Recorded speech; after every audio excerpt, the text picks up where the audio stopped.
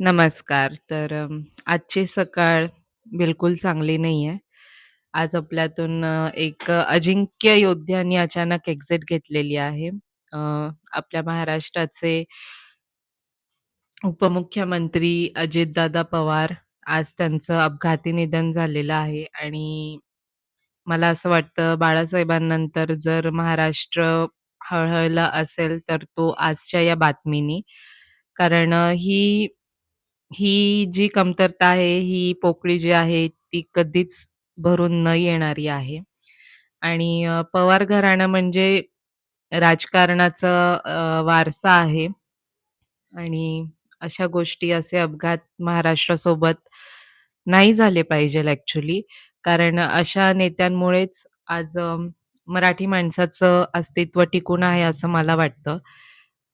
आणि फार फार म्हणजे नाही सांगू शकत. असं म्हणता येईल, की राजकारणातलं एक युग संपलं, एक पर्व संपलं आणि एका धुरंधरनी आज एक्झिट घेतली.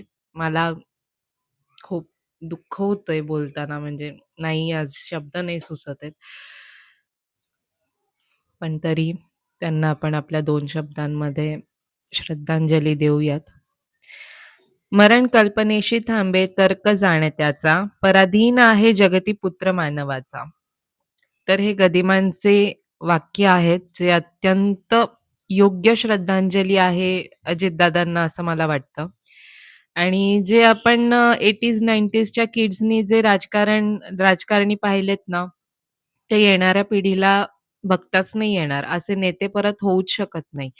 आणि ही अत्यंत दुःखद घटना यासाठी आहे, कारण का अशा नेत्यांमुळे महाराष्ट्रातला मराठी माणूस टिकून होता आणि त्याचं अस्तित्व टिकून होतं. आणि कुठेतरी ही आपली पण जबाबदारी आहे सामाजिक, असं मला वाटतं, की आपण निवडणुकीमध्ये अशा पक्षांना सपोर्ट केला पाहिजेल, की ज्याचा खरंच महाराष्ट्राला फायदा होऊ शकतो. आणि बस म्हणजे आज आज अगदी निशब्दच. सॉरी.